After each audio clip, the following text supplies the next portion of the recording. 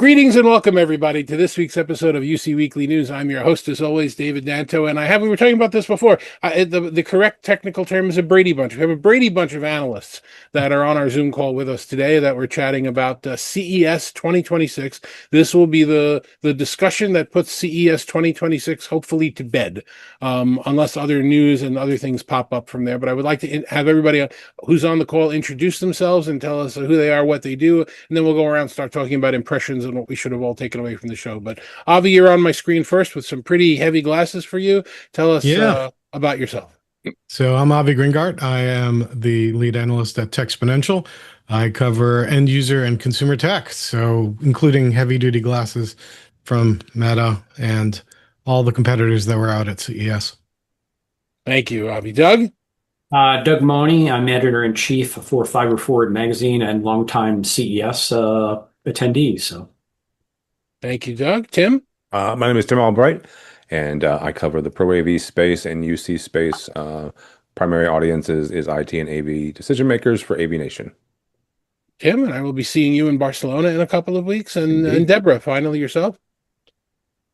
Yes, Deborah Weinswig, CEO and founder of CoreSight Research. We sit at the intersection of the consumer and technology. So we look at enterprise tech and startups and really focusing on this kind of, I would say, user-friendly and the, kind of also as well, the enterprise space as well. Terrific. So Deborah, since we're on you, let's start with you. What would you, overall, very high level, 30,000 foot view, whatever other cliche you want me to use, what was your takeaway from CES this year? Completely different than I thought it was going to be. Typically what I find I come out with is like you have a lot of the tech companies throwing darts at each other, and it's more kind of like trying to pull apart what the true information insights are. I will say, besides having an unbelievable amount of opportunity to spend with the chip companies, right, either one-on-one or in small group settings, that the event of the Sphere, to me, right, having all four CEOs on the same stage and really starting to see how they are all kind of moving into their own areas of expertise. And then to have that really, to me, right, like whipped cream cherry on top, however you want to look at it. Thursday morning, we did a private booth tour at Intel. And it was funny, one of my good friends at Intel was like, it's just a bunch of laptops, right? Like, I don't need to build this up.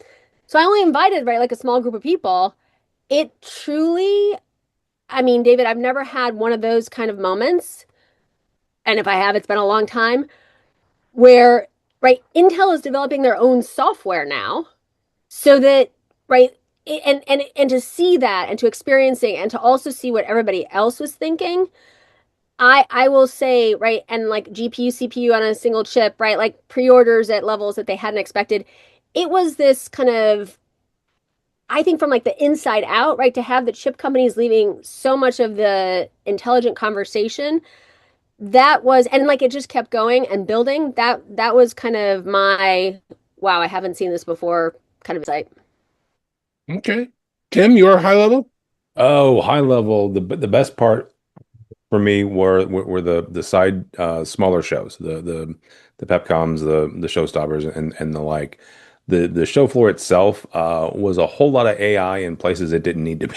I used the term AI drunk several times that week. And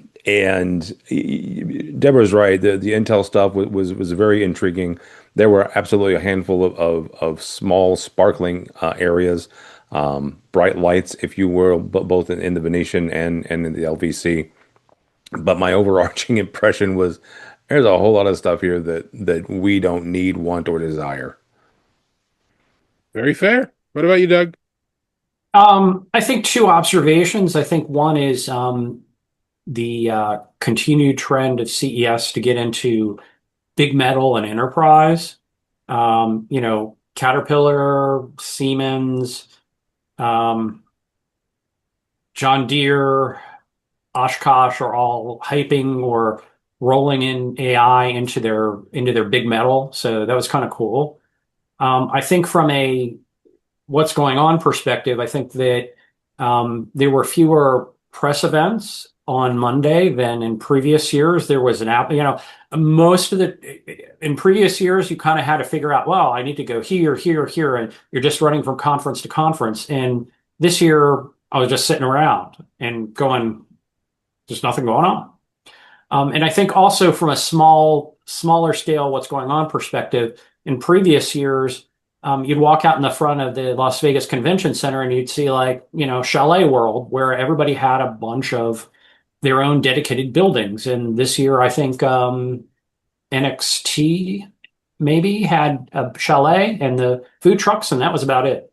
There was a definite absence of presence in the parking lot in front of the Las Vegas Convention Center. So, I know some of the vendors have shifted to indoor events or events offsite, such as Samsung, and those generated their own issues. Absolutely. Avi? Yeah, I mean there were at least two shows going on at the same time. So there were fewer press conferences at the Mandalay Bay, but my day was spent, that entire day was spent shuttling from press event to private event to press event, just not at the Mandalay Bay.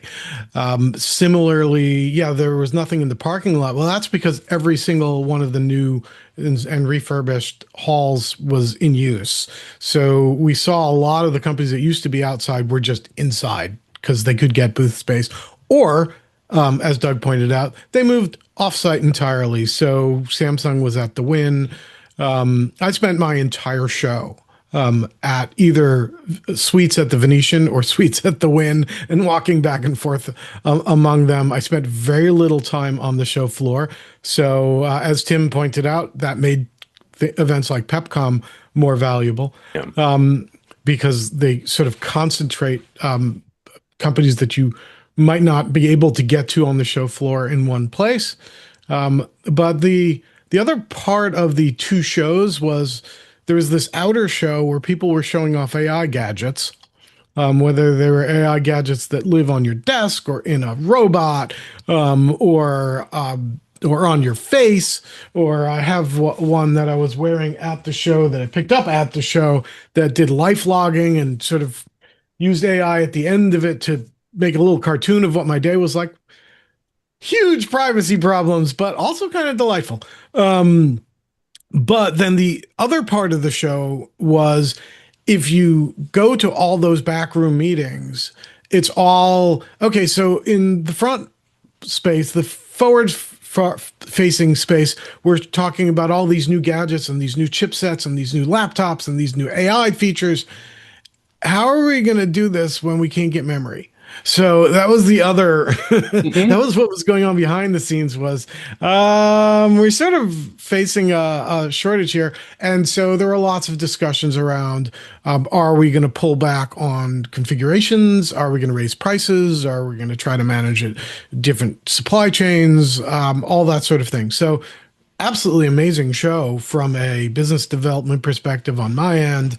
Lots of great conversations, but very interesting, the dichotomy between what was on the show floor and what was not on the show floor. I want to jump. Can I jump in really quickly? I think Avi said something that was mission critical around supply chain.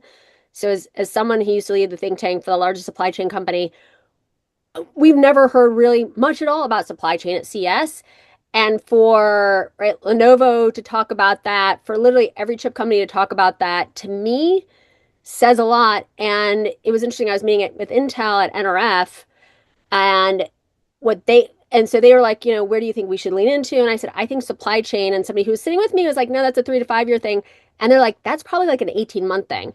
So if you think about, we can start to solve companies' biggest problems and save them money in a space that's incredibly expensive. And that can be done with a lot of the companies who are at CES. I think we're going into a very interesting supply chain cycle. And what that means, ultimately, we'll see. But once again, to hear about a topic there over and over and over again that I've never heard, like I said, it was such a different CES in such an interesting way for me.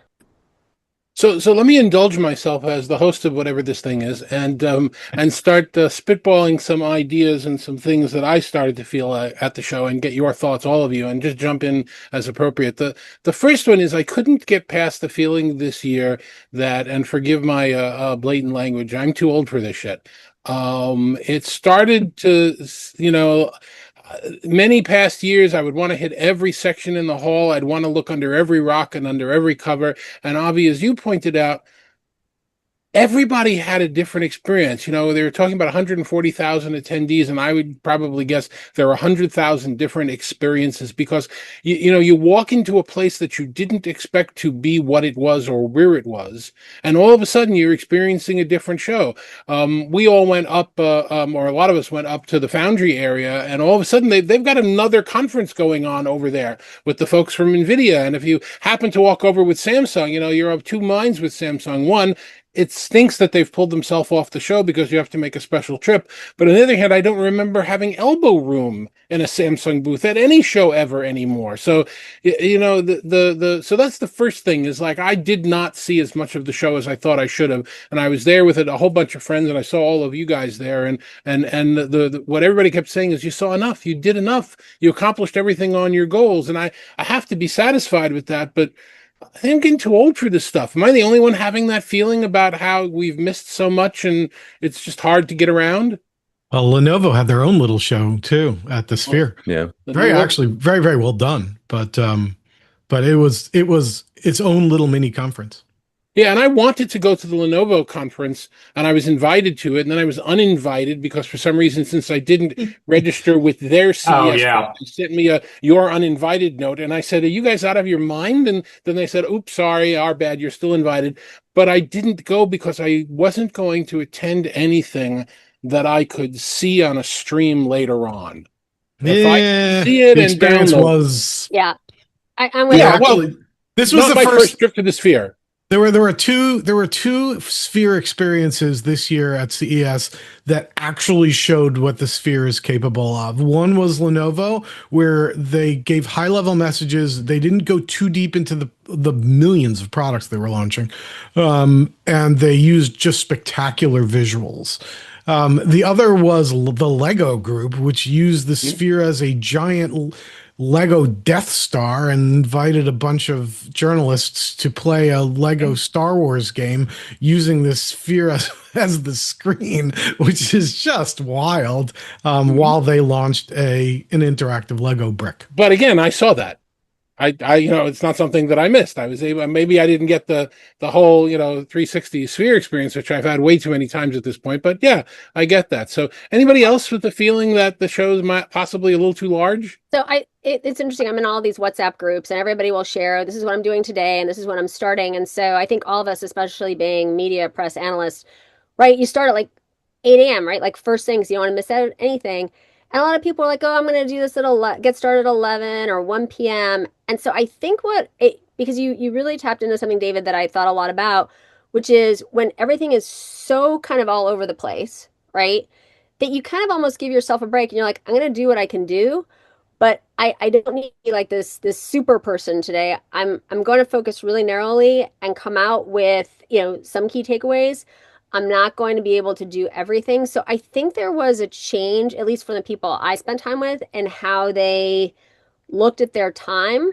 And because there was so much that was new and different, right? Even if you just made it to one spot or one event, your takeaways were, I think, exponential versus prior years. Mm-hmm. Yeah, and I would throw in another side show or another different type of show, and that's the briefing rooms. You know, the suites up and down, you know, the Venetian and the Palazzo. I mean, those, at least for us and what we cover, those tended to be a little bit more deeper and better content coming out than getting a briefing on the show floor. Again, because you're right, the elbow room, the difficulty of hearing and being able to get content out of folks. Plus, in those rooms, they were a little bit more free with the information. You know, that may have been embargoed by a week or two or whatever. But that tended to be, you know, a little bit better experience, at least for us, and what we were trying to get out of CES. A lot of vendors. Go ahead, Doug. Yeah, Doug, go. Now, I was just going to say I'm still sorting through. I mean, I don't think this year I didn't get as much out of it as I thought I would, just because I was going off site and then back on site, back and forth for a couple of different events. Um, I'm still processing, to be honest. Processing. I came home and I'm looking through my pictures and notes and I'm going, oh yeah, I did go to this event, or oh yeah, I did go talk to this vendor. And I still have I Yeah. still have information that I need to review. And it's been like, a week. So. Doug, was there anything like I found for myself, right? Like I have notes in a note-taking system. I have video, I have pictures, right? Like also like my information myself is kind of in many different verticals. How did you kind of keep yourself organized and as you're going through everything, is there something that you would do differently next year? Um, well, maybe AI will fix my problem. I need an AI to go through my photos and sort them into appropriate categories. Which is one thing. I think the other thing is, I also do audio recording. So, that usually gives me a, better grasp of, what was said, and rather than me trying to take notes, just forget it. I'm too old. Let's use that as a segue to talk about AI just for a second and what happened at the show, because there were a number of products that I saw on the show floor. Claude was one of them. Trans AI Note was another. I had to remember the name. There are these devices that are trying to be bridges between humans and AI, and I've written about that, where it's giving you processing and context in a way that it hadn't done before. Claude records up to the cloud. The note-taking one does it all on the machine, so there's no cloud involved. This is one of the Vasco translators. If we're going to show up, I have to unplug it, which now has a camera on it, which now does, not just multiple simultaneous translation, but it'll do context. What does that dish mean culturally to the folks that are in this area? What does that sign mean, and where should I go? So these are things that could be apps on your smartphone, but a lot of people don't want to sacrifice their smartphone to meeting recording and to traveling around and translating. So I did see a lot of those bridge devices. Some of them were ridiculous. Some of them were purely AI washing, but I did start to see AI embedded in a lot of things where it could improve. And I assume you guys saw that kind of stuff around the show floor as well. Oh yeah. The Plod has been around for a little while. They announced the Plod Notepin S at the show. They sent me one ahead of the show. I actually took it to the show. Used it a couple times. It's great for taking notes unobtrusively without getting distracted by your phone, among other things. And the AI summaries that it generates afterwards are really, really good. That Lukey life logging thing was interesting. I think it has a great application for Disneyland, and I'm not sure for much else, but maybe they should just rent them. The other thing that I saw that I thought was most intriguing was this AI pin that Motorola was showing off as part of Lenovo's new Kira AI cross-device initiative. And one of the things that we're seeing is that if you're going to use AI effectively, it needs to understand context. And so, Meta and Google are both coming up with glasses that have cameras on them, and then you can ask it to look at things.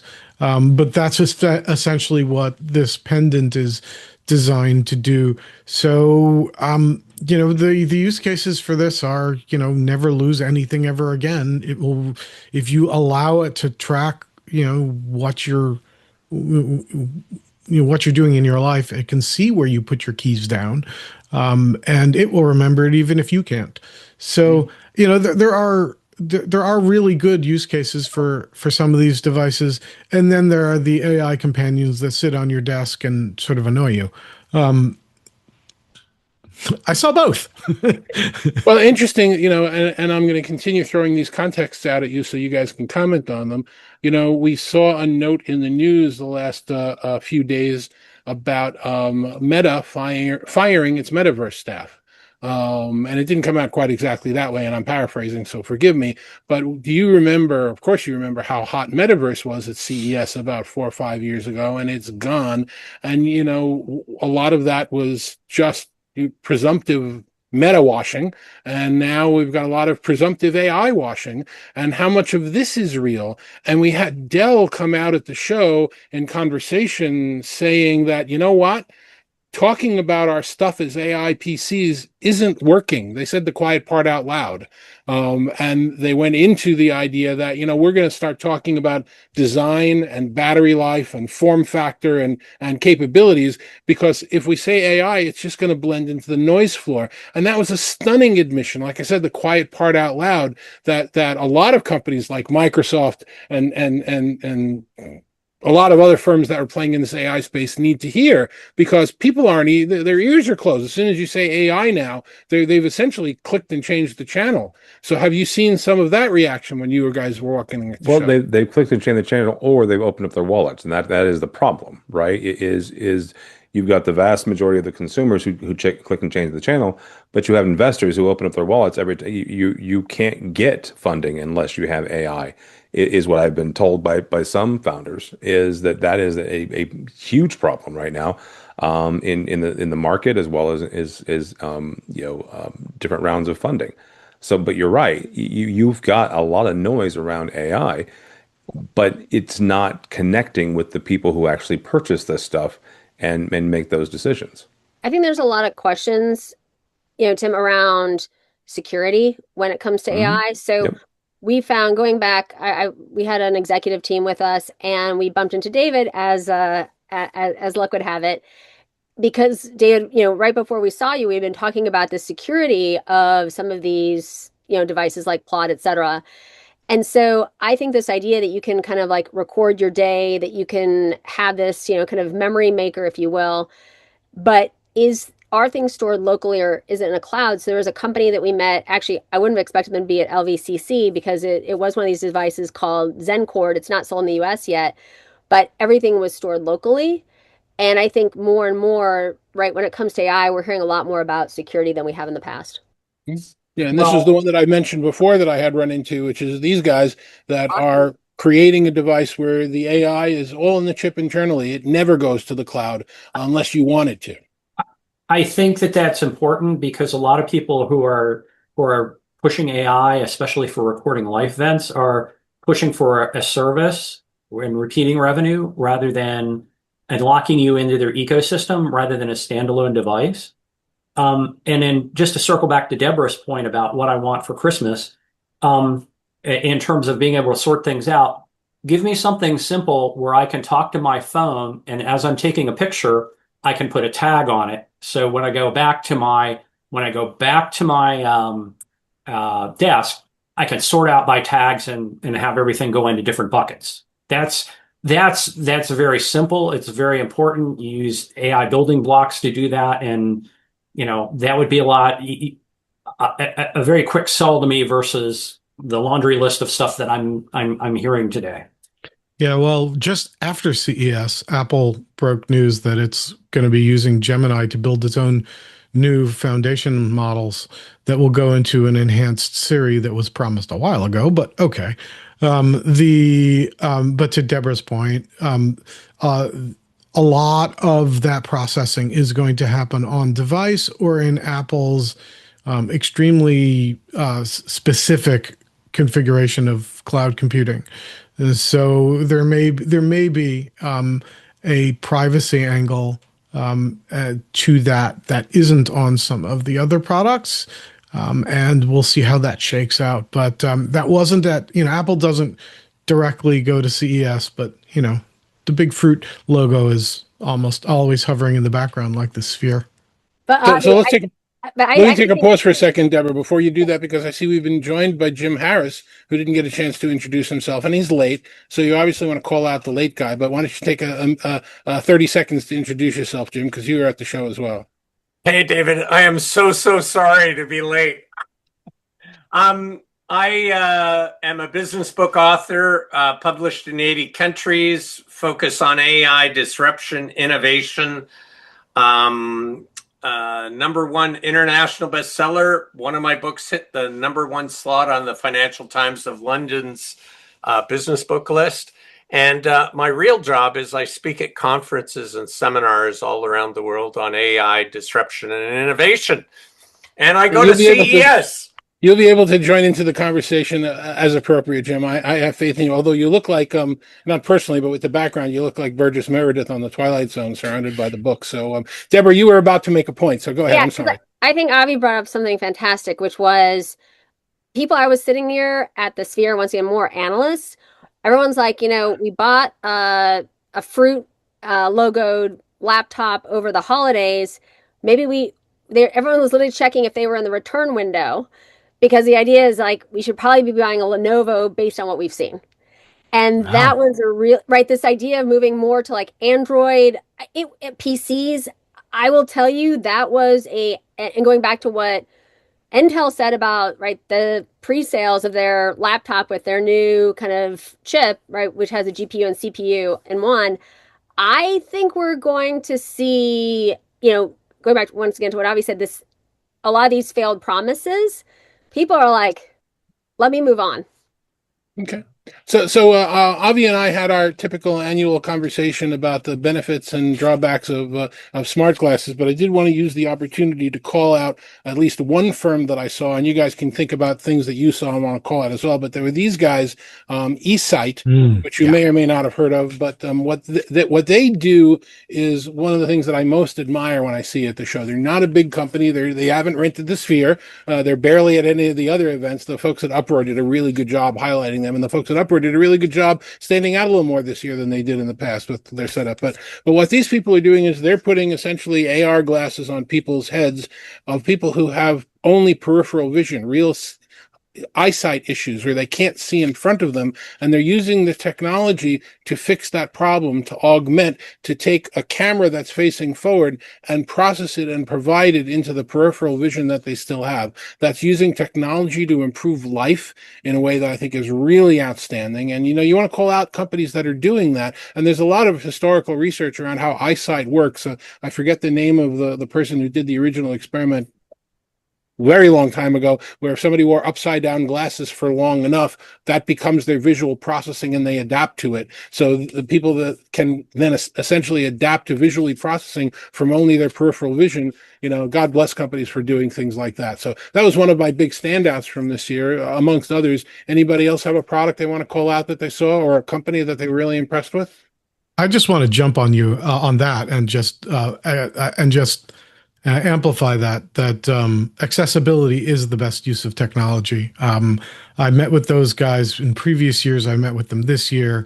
They found that people were using their glasses much more than they were expecting, and so they've invested in making them last longer so you can wear them for longer. So yeah, kudos to them. There are also companies doing AI smart canes, for visually impaired, that can tell you give you a description of the environment that you're in. That can be very helpful. So yeah, I'll shut up when it comes. I talk enough, but yeah, I just thought that was worth amplifying. Avi, there was a number of others, both at Showstoppers and at PepCom. And Eureka Park. Floor, there were a number of exoskeletons helping people that either were fully disabled from the waist down or had severe limitations, and they were demonstrating this. And this is, again, the best use of technology is helping out folks. This was amazing to me, and it's something they've been working on for, I know, at least 10, 15 years. But they're getting to a point where they're comfortable enough and they're ready to bring it to market. I think I would Tim, there were a lot of those were fly-by-night Chinese companies who are using the same tech and are all sort of pitching this at lazy people. So there was one specific German company. You're not wrong, but what I saw at CES was a lot more of the, hey, we've got this. We've got this exoskeleton. Now, you can. the exoskeletons for use in enterprise situations where you're reducing healthcare costs, really reducing labor problems because people keep getting hurt. That makes a lot of sense. Absolutely, when it comes to helping people who can't walk or have difficulty walking and are being used for accessibility, great stuff. But a lot of the ones that I saw at CES were really sketchy. Jim, just jump in. Go ahead. So two things just on this conversation. If you're on the production line doing riveting on the Ford production line, you will lift your arms 1 million times a year, and you can put on an exoskeleton and adjust the weight so the 10-pound drill and the weight of your arm is perfectly offset, so it's like lifting a feather, and you don't get these repetitive strain injuries. So to what Avi was saying. But the most exciting product for me was something called Coro, C-O-R-O. It's an Irish company, and this is going to sound wild to get into it, but it's for new mothers to put over their breast when they're breastfeeding. It's the size of a contact lens, and it has a hole at the tip, and it measures exactly the flow of milk to the baby, and it can go on right and left breast. And why is this important? Because best medical advice says that a new mother should feed 6 times for 60 minutes per day. But the data from CoroFlow has shown that the vast majority, like more than 85% of the milk, comes in the first 10 minutes. And if new mothers knew they only had to feed for 10 minutes 6 times a day, they would feed beyond the minimum 6-month recommendation. And that extra time means more immunity for the baby. And paradoxically, like I didn't know this, less uterine cancer for the mother. Like, go figure. So, new mothers would breastfeed longer if they didn't feel there was this 6-hour-a-day imposition on them. So I was, and it's the first ever accurate monitor. So for me, this was kind of cool. Yeah, Jim and I were together when we met them, but what was interesting to me is they are approved in Europe. It's been longer in the US, and I found that there are more companies that are already being used in Europe and other parts of the world versus the US, and some of the companies were having challenges getting, let's just say getting US approval, FDA, et cetera, what it might be. And so I felt that was interesting because I've usually heard, right, we've got US approval, but not Europe versus the other way around. EU is usually easier to get approval for medical devices. Well, I shouldn't say usually, but I've heard that story as well, where it's harder to get approval in the US for like medical apps. David, I'll throw down my cards. Let's talk about something boring, batteries.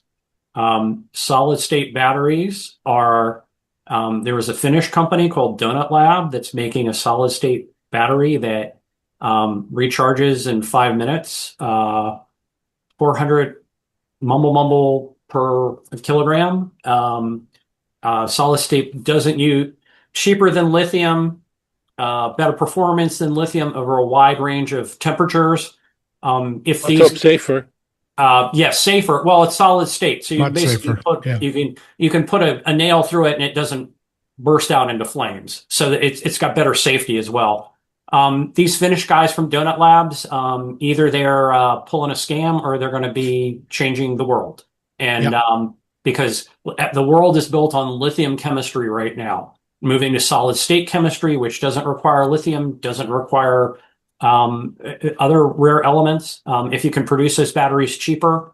And the other thing too that Donut Labs was hyping or promoting was that they're talking about a recharge cycle of about 100,000 times.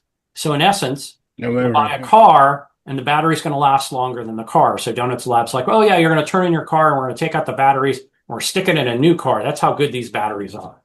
So they're starting production right now to support their electric motorcycle, which is going on sale in the States in a couple of months. If these guys deliver the batteries that they say they're going to, it's going to change. It's going to change the world. Terrific. All right, so let's change course a little bit here. We talked about some of our hidden gem highlights. Let's talk about some of our lowlights, without calling out anything specific or being insulting. One of mine, which I won't let you guys comment on, you can if you want, is we went. This was a very stretched out show this year. And when I walked into the South Hall upper, it was gated. It was closed.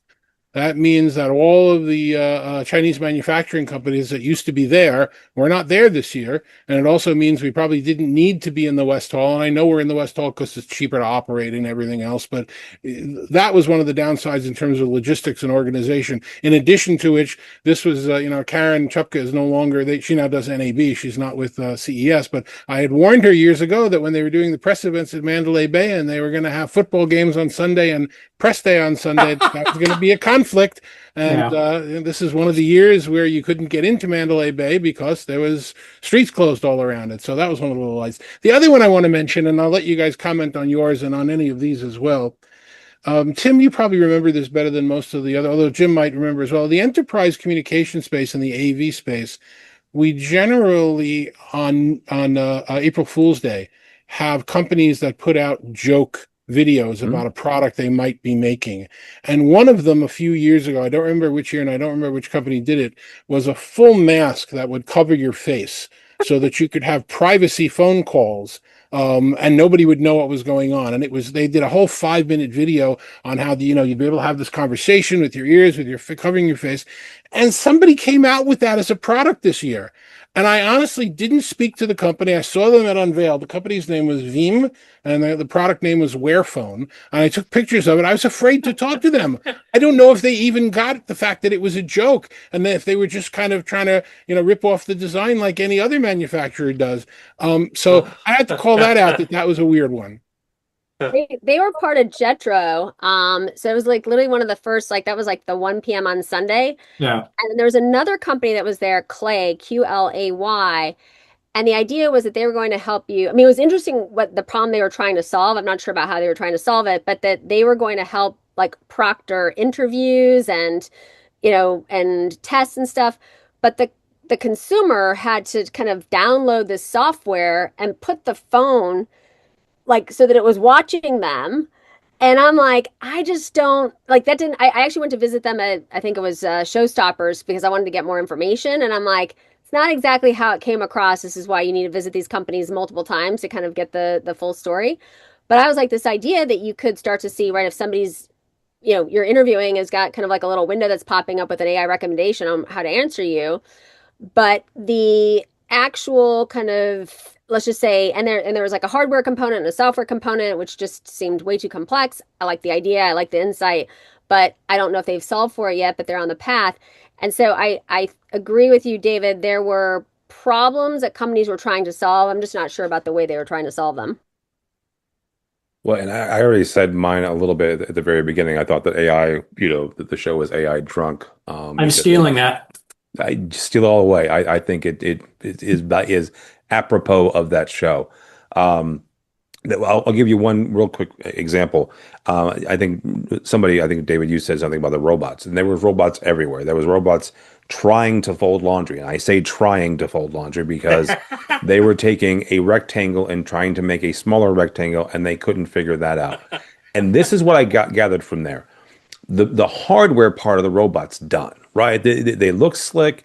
The mechanicals are there. They're robust. At least they look robust. They didn't let us, touch and feel them. The software's not there. And it almost feels like they vibe coded the software, right? It's like, oh crap, it's December 30th and this isn't done. Quick, throw some code in there and just kind of make it do something. I started the day on Tuesday at LG's booth, and God love the poor gentleman who was trying to do the demo. You could see the light drain from his eyes as the robot refused to do what it was supposed to do, and what I am certain it did all day Monday in the run-throughs.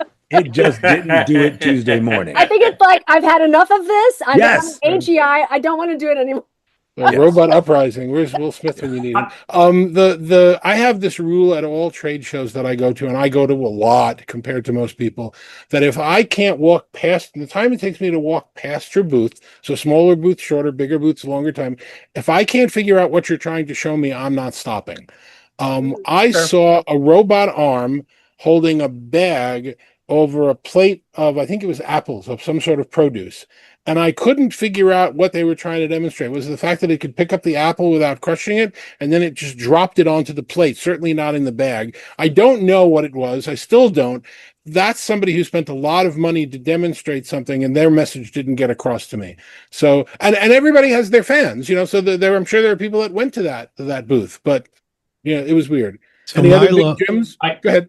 My low light was loud and clear because it was written in very, very large letters around some of the products that I actually thought were excellent over at Samsung.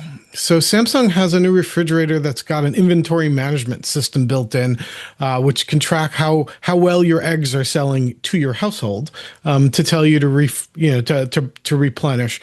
I thought that was great. There are a lot of other things around that were great. But the notion that they pitched over and over again was that these are home companions. That is not a job I am hiring my dishwasher to do.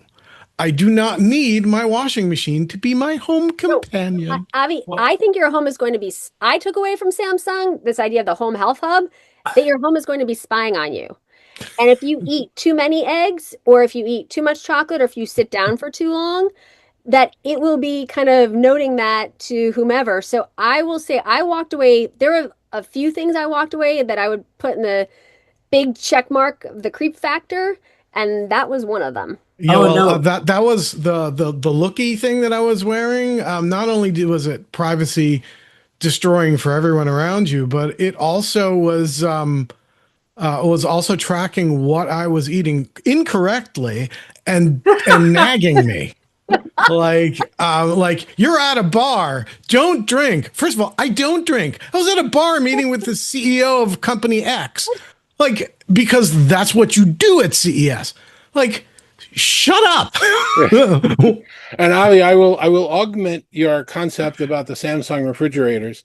A friend of mine, an ex-colleague that I used to work with at Poly, when Poly was a good company, Jonathan Grover, wrote a wonderful piece online a couple of days ago where he was talking about, let's celebrate technology that still works. And one of the things that he was celebrating was the handle on the refrigerator. Why are we using technology to figure out how to open a refrigerator door when the handle has functioned correctly for centuries? Yeah. And the one or two times your arms might be full and you don't realize that's the reason you have counters in the kitchen to put something down to open the refrigerator. So again, and I've talked about this actually in seriousness over the years. You used to have to go through checks and balances to bring a product to market. You used to have to go to bankers or investors or a chairman or somebody to go through and bring something to market. And now with private funding and Kickstarter and all those other sites, you can bring any stupid thing to market, and the market eventually decides whether or not it's useful or not. So we did see a bunch of those gems. I want to jump in on why security is so important. Some people think, oh, do I really need really good security for my refrigerator? To what Avi and Deborah were talking about. And the answer is yes, because if I haven't opened the refrigerator in 3 weeks, you can hack in, I'm on holiday and it's a good time to break into your house. So I even need good security on a refrigerator that's counting my drinks that I'm not having. Or a launching point. It can be a place where, you break in and that's how you get to the rest of the system. So, absolutely. Yes. I think it was at last year's CES that Samsung said they're going to be supporting their refrigerators with security updates for 7 years. So I think that's about 3 years shorter than people expect their refrigerators to last. But at least they are acknowledging the problem. And I don't have a problem with a lot of what Samsung was showing for their appliances. I actually think the inventory management system was a clever idea. My issue was that they really were pitching this as your dryer is going to be your friend, and Yeah, we'll be I talking to you love while you're that. watching TV. Yeah, I get that. To put a cap on the refrigerator stories, our refrigerator, which was a Samsung, died during the pandemic, and we had to replace it with the model. We were lucky; we bought an LG model, which was good, and it was one that made the craft ice. And I said, I saw that at the LG press conference years ago. But when I moved into this house 35 years ago, the refrigerator that we had in the kitchen, which is now in the basement, still works. And I didn't think it would be enough for a homeowner in suburban New Jersey. So I went out on Craigslist and for $25 bought one of the GE Harvest Gold refrigerators that I had growing up. And it's still in the basement working without a problem. It's only the new ones that die every 2 years. So Of course it is. That said, there's so much tech in that refrigerator that Samsung launched that this was the first time I'm thinking I may actually ask for an appliance as a review unit. there you go. Oh, interesting. Does it have a NVIDIA chip in it? No, it has Samsung Exynos in it. Oh, There's okay. got to be some inversion of GPU that involves ice, but I got to think about that later. All right, one more topic I want to throw at everybody quickly before we start to do our conclusions and wrap ups in the last couple of minutes here. I used to watch, observe, look out for televisions and displays at CES. It was one of the big reasons I went. Obviously, I use them in a career that I'm in. I place them in conference rooms and big locations. They have now dropped a bomb on any kind of terminology. Are we talking about LED, micro LED? Are we talking about the OLED or OLED? Or are we talking about direct view or side lighting, or micro this and micro that? So I've given up even trying to figure out apples to apples for these things. And I don't know if I'm the only one. If you guys, and there's only like 3 factories making the glass in the world right now. So is it something that everybody else has started to back away from a little bit? No.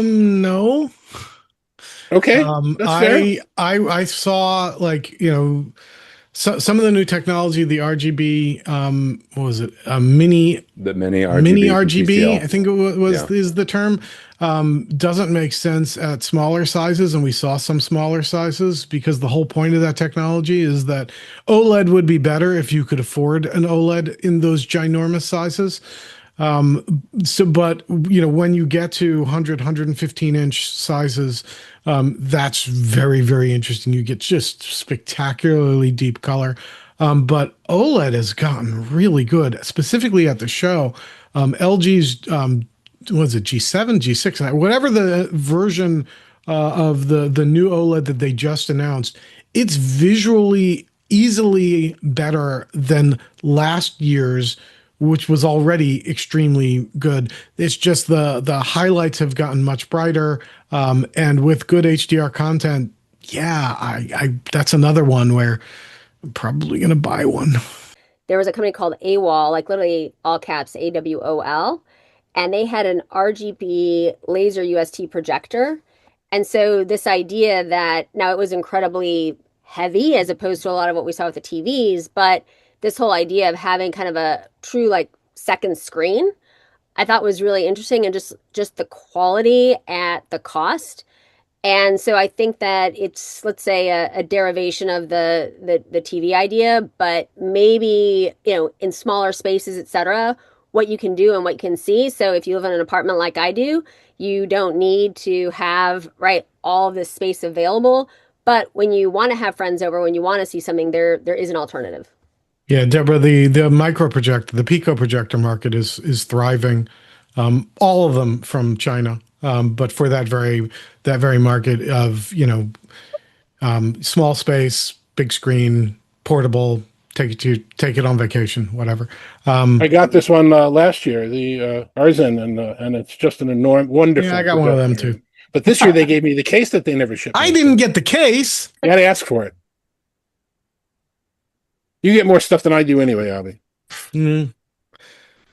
Anyone else have anything that stood out for them before we start talking about big message we took away from the show and wrap it up?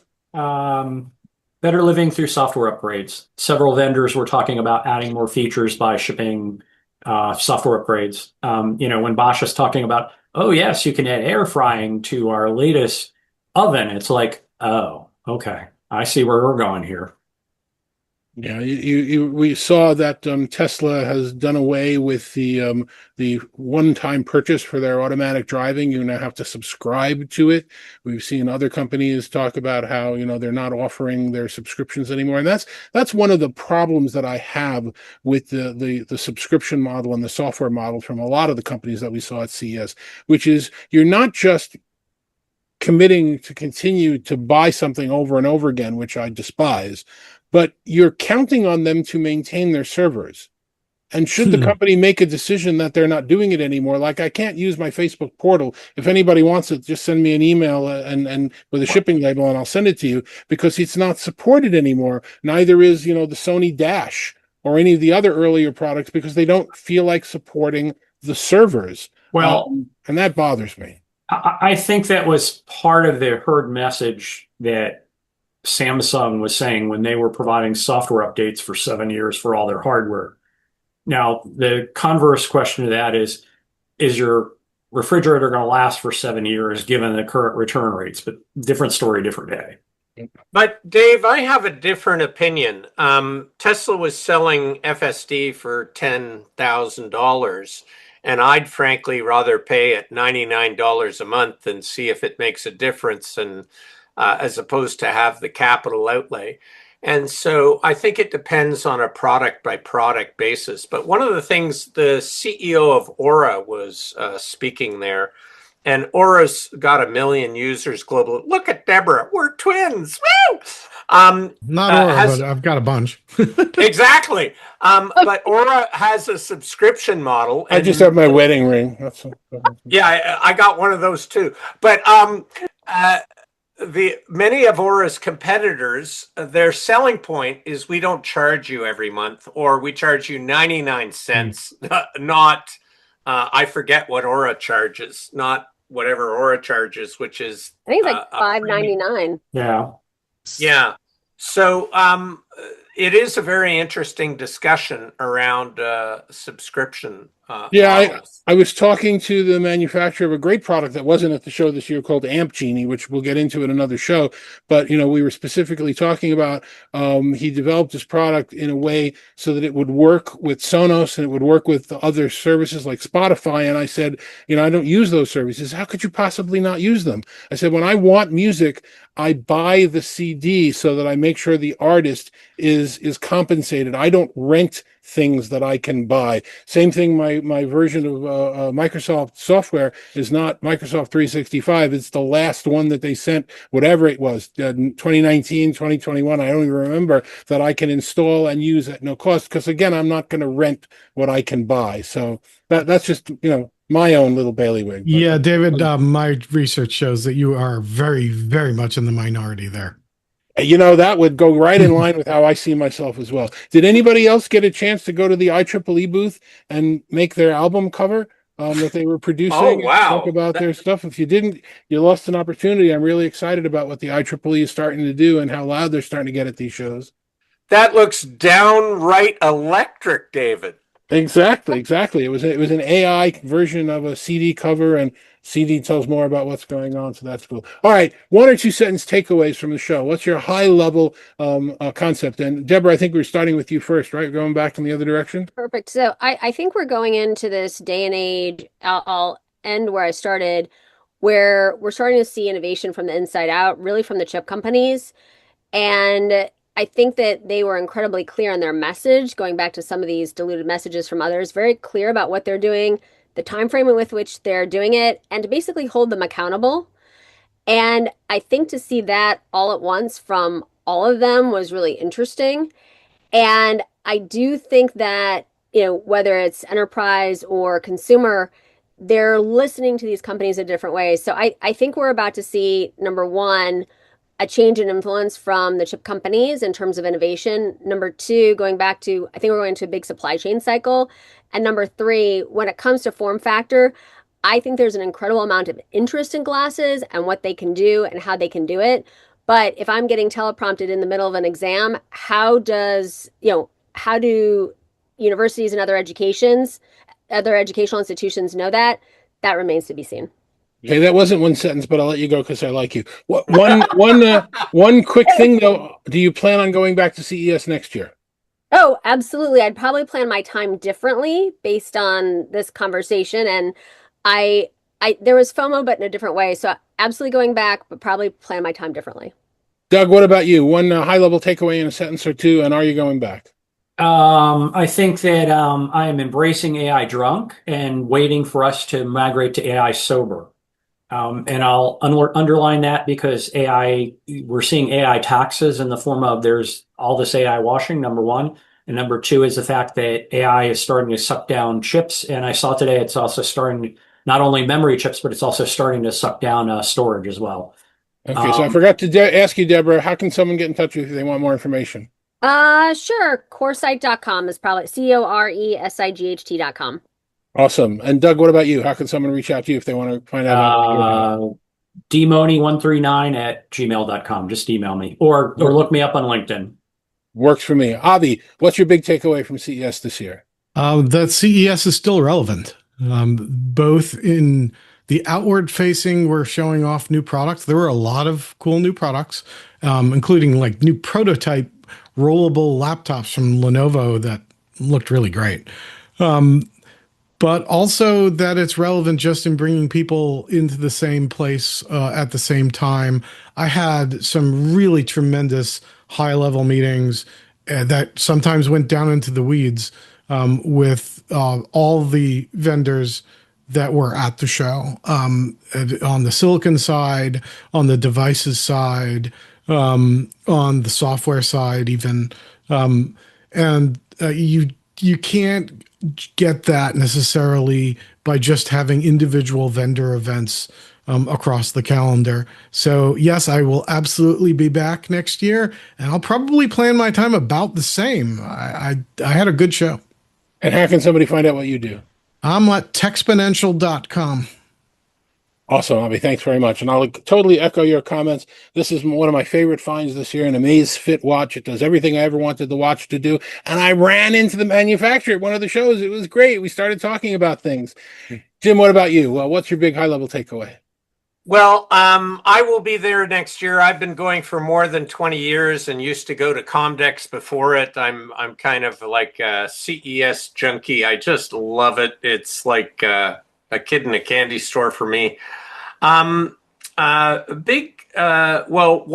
takeaway, which is just a personal insight, is we have to move from FOMO to JOMO, joy of missing out. Like the show is so big that you can't see it all. And so if you're coming for the first time, I'd say be really highly strategic about what's most important to you and chase that and give up on the rest and enjoy, as opposed to being, when I was younger, I used to think, I have to get everywhere. No, give up on it. Can't do it. How can somebody reach out to you if they want to get in touch with you? Jim@jimharris.com. Tim, what's your big one-sentence takeaway from the show? AI drunk. AI drunk. Yeah, AI drunk. Yeah, get AI drunk.